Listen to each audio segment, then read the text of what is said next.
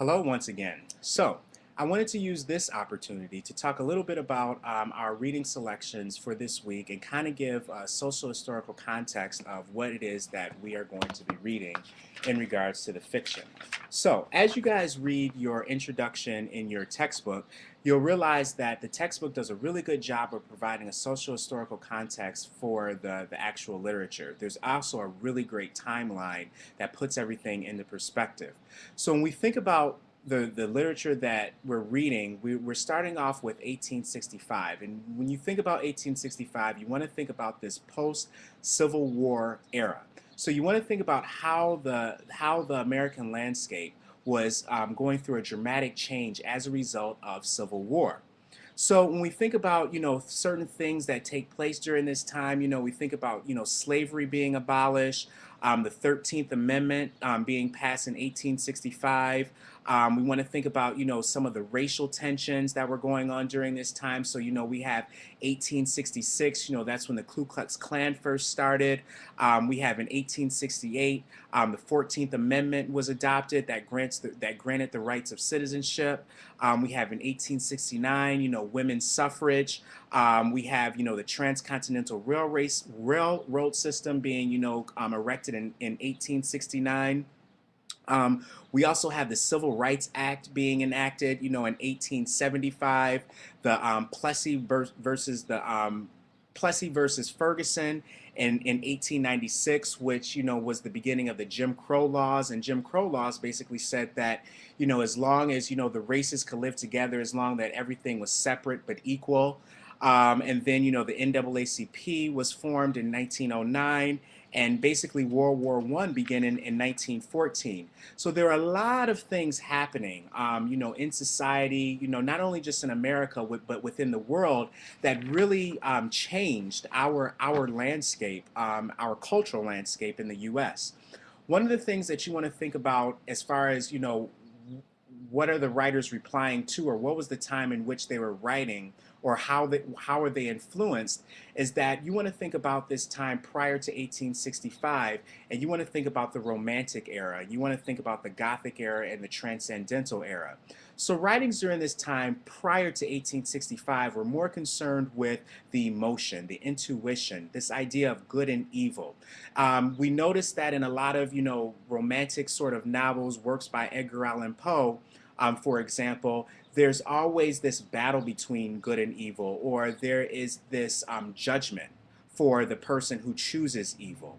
When we think about this idea of the Gothic, we think about this idea of what life could be if we don't follow these things. So it's always this idea of destruction, this idea of the crumbling, this fall of a society. A lot of Gothic writers wrote to that sensibility in regards to slavery, because it was a crumbling institution. So we have this moral judgment attached to this idea of romance and the Gothic nature of writing. We also see this idea of transcendentalism with writers like Thoreau. And transcendentalists were primarily concerned with the idea of the process of the body inhabiting the spiritual form. So how do we as humans become closer to the spiritual form? What is our interaction in life, as we know it, in far as our existence, to the things that we don't know, the things that are unseen, the metaphysical world? Do we interact as we're living, or do we interact with the metaphysical as we're living, or do we interact with the metaphysical once we are no longer take this physical form? So transcendentalists were more concerned with the supernatural, what's happening as far as the soul ascends to heaven, whereas some Gothics take on a lot of transcendental themes by suggesting this idea of a downward transcendence. So again, we have this common theme with Romanticism, Transcendentalism, and Gothicism. This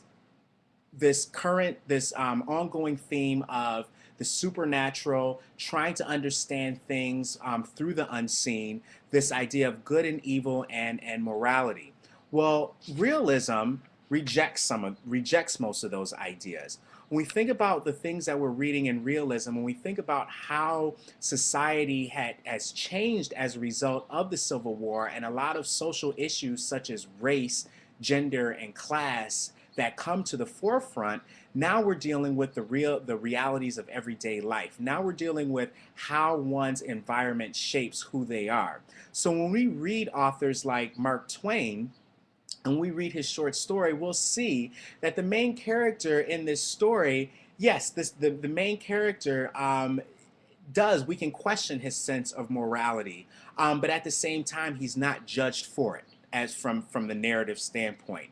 So when we think about this idea of realism in America, we want to think that authors were just trying to capture a sense of reality, what it means to be an American. They weren't making any judgment calls. They would present it to the reader that, this is an example of evil doing, or this is an example of swindling, this is an example of gambling, this is an example of adultery, but not that character would not necessarily pay the consequence for that. We would just get a sensibility of how this character had to deal with their certain situation based off of the choices, the decisions that they made, or based off of the environment in which they lived.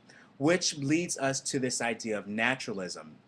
Many of the naturalist writers, for example, like Jack London, like Pauline Hopkins, wrote about how the environment around a particular character shaped their consciousness, their identity.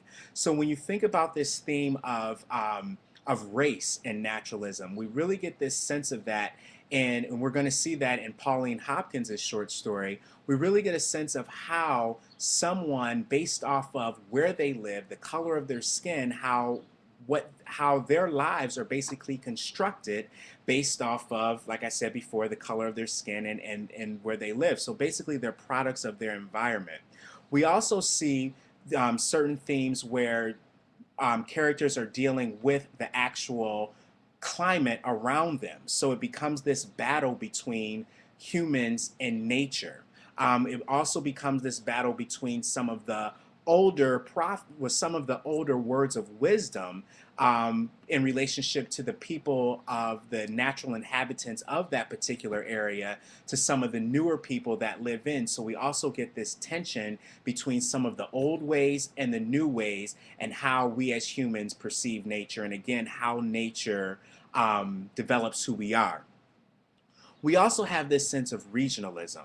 One of the trends at this time for a fictional writer and a non-fictional writer was to capture a sensibility of the culture. So this idea of capturing the common folk in a certain area of Louisiana, just what they did, so some of the characteristics, comparing some of those characteristics from Louisiana to what's happening in Maine, for example. Okay, so when we have this idea of regionalism, you have the author really trying to capture a sensibility of not only the realistic events that take place in these characters' lives, but some of the things that are actually particular to that region, that only that person that's from that region would be familiar with.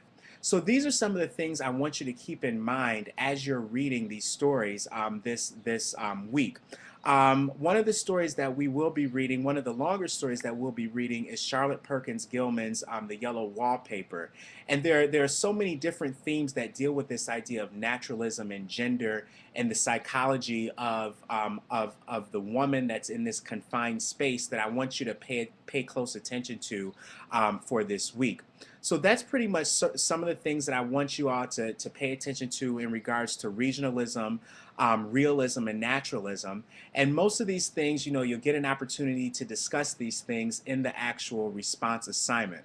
Again, if you have any questions, please let me know. Good luck with answering those questions, and I will see you in cyberspace.